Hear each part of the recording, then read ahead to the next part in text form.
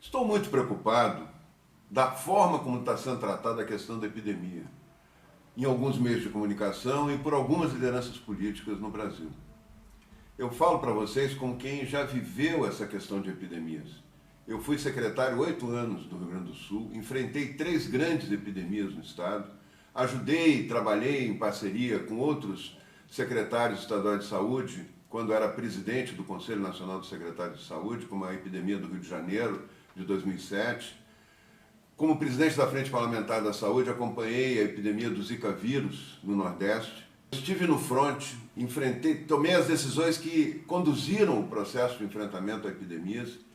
E o que eu vou dizer para vocês tem a ver com essa experiência e com a experiência de todos os lugares do mundo onde se tem que enfrentar alguma forma de epidemia. Eu vejo a imprensa muito preocupada e alguns líderes políticos tendo uma coincidência muito grande da maneira como alguns meios de comunicação estão trabalhando isso, assustando a população.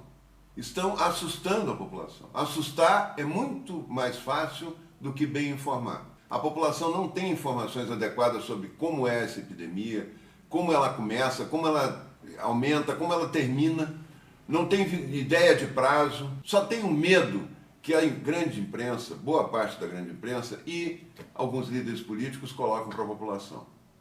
Eles não dão uma esperança, eles não dão uma perspectiva, eles não dizem como é que vai ser, talvez até nem saibam mesmo, né? Mas deveriam saber que todas as epidemias têm um começo, meio e fim, se pode prever o que vai acontecer numa epidemia, é só ter a informação adequada. E a população tem o direito de ter essa informação adequada. Não só de ser assustada, de ser apavorada, né, por determinados meios de comunicação e por determinados líderes políticos. Vejam só esse discurso do prefeito de São Paulo. Vejam se tem cabimento uma coisa dessa.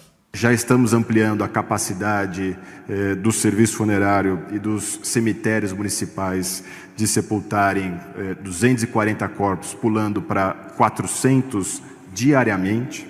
A Prefeitura já contratou 220 coveiros para poder dar conta desta nova demanda. Aumentou em 32 carros. Já compramos 38 mil novas urnas funerárias, já adquirimos 15 mil sacos reforçados para o deslocamento de corpos na cidade de São Paulo. Estamos abrindo 13 mil novas valas e, se necessários, vamos ter capacidade para poder trabalhar 24 horas por dia aqui na cidade de São Paulo. Nós vemos esse tipo de postura, sem explicar nada para a população, só assustando. Isso não serve para nada para a população, a não ser para assustar. Isso é um relatório que a Prefeitura pode fazer internamente se acontecesse tudo que ele está prevendo. Não vai acontecer. Qual é o resultado disso? Qual é o objetivo de dizer isso para a população? A não ser assustar. Justificar as medidas arbitrárias, autoritárias que estão sendo tomadas em relação a essa epidemia. E aqui eu vou tratar com vocês da boa informação, da informação exata, de 10 coisas que os líderes não estão falando e que nós podemos falar para vocês, baseado em evidências científicas. A primeira coisa que é importante todo mundo saber, e que uma parcela da grande imprensa não fala, nem determinados líderes políticos falam, é que essa epidemia ela tem previsão de começo, meio e fim. Ela segue uma curva de contágio. Essas epidemias todas, elas começam com um vírus que ninguém tem defesa para ele, ninguém tem anticorpos para esse vírus, e ele vai contaminando uma grande quantidade de pessoas antes mesmo de se saber que existe epidemia. Vai contaminando, contaminando até esse número de pessoas chegar num limite. A partir daquele ponto, isso dá para desenhar um gráfico numa curva de aumento de novos casos por dia, cada vez mais, até chegar num determinado ponto em que não há aumento mais de novos casos. E começa a diminuir o número de novos casos e a epidemia termina. Uma grande parte da população vai ser contaminada e vai não sentir nada. São os portadores assintomáticos, eles são muito mais numerosos, eles são mais de 90% dos portadores do vírus, que transmitem o vírus, que criam anticorpos para o vírus e que a gente não fica sabendo onde eles estão. A gente só vê aqueles que têm tosse, que têm febre, que têm sintomas. Quando chega a 70% ou 80% da população, é que a epidemia termina. Existem modelos matemáticos que prevêem isso. E dentro desses modelos matemáticos está o desenvolvido pela Universidade de Singapura, que mostra como a curva acontece em todos os países onde está ocorrendo a epidemia, como ela chega no pico e como ela vai terminar, inclusive dando prazos, dando datas para isso acontecer. Pode ter uma diferença de alguns dias para mais ou para menos, mas isso segue um trajeto, isso é baseado em todas as epidemias. Vocês podem ver que a curva que faz de subida e descida do número de casos da gripe espanhola, a epidemia do H1N1, a curva de Wuhan, que foi a primeira do coronavírus lá na China, foi a primeira epidemia que teve, que já terminou, já dá para saber direitinho como é que ela evolui, como é que ela começa, como é que ela termina. No final de maio, início de junho, no máximo, essa epidemia está terminando. E o pico dela é agora, nesses dias de abril ainda. E depois vai começar a diminuir o número de novos casos. A gente vai ter dificuldade de perceber isso pelas notificações de novos casos. Por quê? Porque tem poucos testes no Brasil, está se testando pouca gente. Então o que está acontecendo? Os testes dão uma ideia a menos do número de casos real. Provavelmente nós temos o dobro dos casos que estão sendo notificados. Quando se começar a testar mais, é claro que vai subir a curva dos casos notificados. Vai ter mais gente sendo testada e vão aparecer mais casos. Isso não quer dizer que aumentou o número de casos. Simplesmente eram casos que não estavam sendo descobertos. Para acompanhar essa curva, para ser exato no acompanhamento dessa curva, o mais próximo possível da exatidão, nós temos que ver o número de pessoas que internam nos hospitais. A curva do número de pessoas que se internam nos hospitais. Essa curva é que vai nos dizer se a epidemia está crescendo ou se ela já está começando a diminuir o número de casos novos. E essa curva está nos indicando que provavelmente nós já estamos no pico, estamos começando a descer. Essa curva vai até o final de maio, no máximo, início de junho, para terminar. Então isso é uma boa notícia, isso a população devia estar sabendo, isso devia estar sendo falado para a população. E não propor uma quarentena que não tem prazo, que não termina nunca. A proposta inicial dessa quarentena, não sei se vocês sabem, foi feita pelo Imperial College, lá de Londres, que influenciou todos os governantes do mundo ocidental, não influenciou da Ásia, a Ásia não seguiu essa projeção matemática do Imperial College, mas ele disse que iam morrer milhões de pessoas, essa é a pior epidemia da história humana. E que isso seria uma tragédia muito grande se não fechasse tudo, se todo mundo não se fechasse em quarentena por 5 meses no mínimo e 18 meses no máximo. 18 meses era o tempo para descobrir uma nova vacina.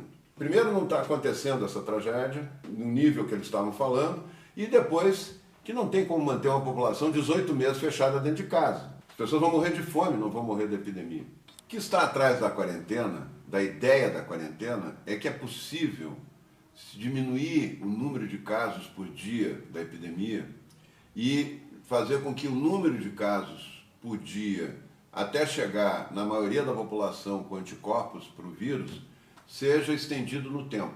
Isso significa estender a epidemia por tempo indefinido. Ninguém sabe te dizer quanto tempo vai durar isso. Graças a Deus, isso é só uma construção teórica, na prática não acontece. A Itália se fechou todo mundo em quarentena no dia 9 de março, com a polícia, o exército na rua, para as pessoas não saírem na rua, e para surpresa de todo mundo, cada dia que passava aumentava o número de casos novos, com todo mundo fechado dentro de casa. Até que chegou no dia 21 de março e teve 3 vezes mais casos novos naquele dia do que no dia em que encerraram a população em casa. Por que isso? Se está todo mundo fechado dentro de casa. O vírus circula muito tempo antes e circula com as pessoas assintomáticas, as pessoas que nada sentem. E essas pessoas podem estar na tua casa, meu amigo. Quando tu te fecha em casa na quarentena, pode ser o filho, o pai, o avô, um parente próximo, que está ali fechado dentro de casa com vocês e que, sem o ar circular, fechado dentro de casa, tem muito mais facilidade para contaminar. Esse estudo, que prova isso, inclusive, foi feito pela Universidade de Hong Kong, na China, e mostra, com detalhes, uma conclusão terrível, que é muito mais fácil, a partir desse sistema de quarentena, as pessoas se contaminarem dentro de casa do que fora de casa. O ar livre, inclusive, tem mais dificuldade, o vírus tem mais dificuldade de permanecer próximo das pessoas, nas gotículas de saliva. O ar livre espalha o vírus, leva para longe, o vento leva para longe. É mais fácil se contaminar dentro de casa do que fora de casa. A China já mostrou como funciona. A Coreia já mostrou como funciona a epidemia, como é que ela sobe, desce e termina. Fica com pouquinhos casos e praticamente termina. Por que nós não olhamos para elas? Por que os dirigentes políticos e a imprensa não mostram isso? Eles não estão mostrando. Parece uma coisa feita propositalmente para assustar vocês.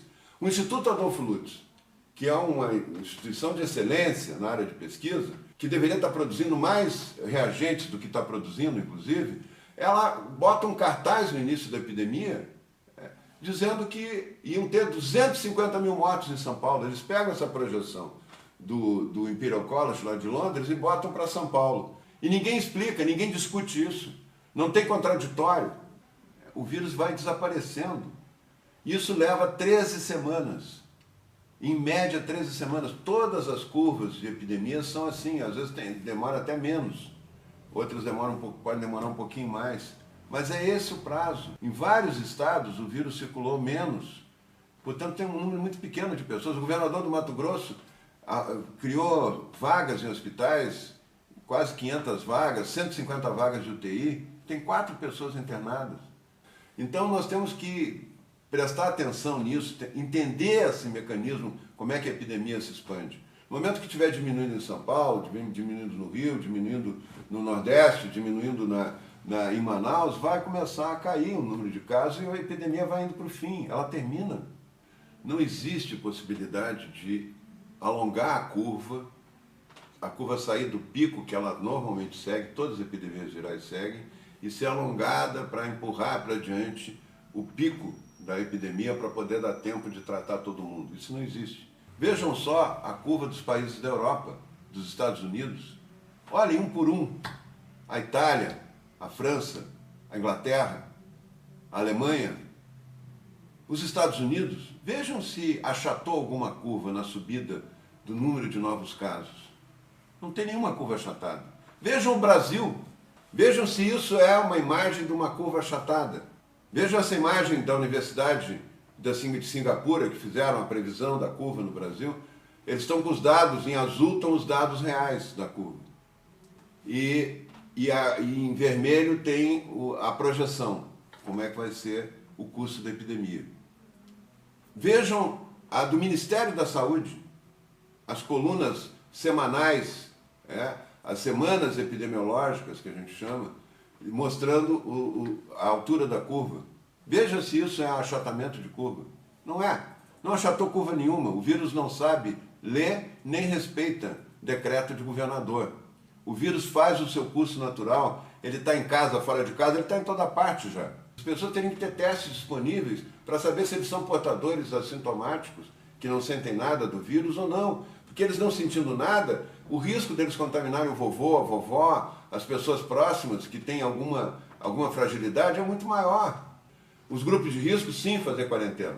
Mas as demais pessoas, tomando todas as medidas de proteção individual, máscara, lavar a mão, elas podem trabalhar, elas podem levar uma vida relativamente normal. Não parar inclusive, o seu ganha-pão. Porque a quarentena, minha gente, ela é muito interessante para quem tem dinheiro no banco, quem tem a geladeira cheia. Os pobres sofrem muito com a quarentena. O presidente Bolsonaro está dando R$600 por 3 meses, mas depois vai tirar de onde esse dinheiro, se não voltar a economia a funcionar? Nós estamos numa situação em que tem muita desinformação das pessoas. A vida tem que continuar. Por que o nosso modelo não é a Coreia? Por que o nosso modelo não é a Singapura? Por que o nosso modelo não é a Taiwan? Não é a própria China, em termos de trabalho, de continuar a vida? Eles têm o controle dos testes, eles têm protocolos rígidos para funcionar uma loja, para funcionar um restaurante. Por que os líderes políticos não falam disso? As previsões catastróficas não aconteceram.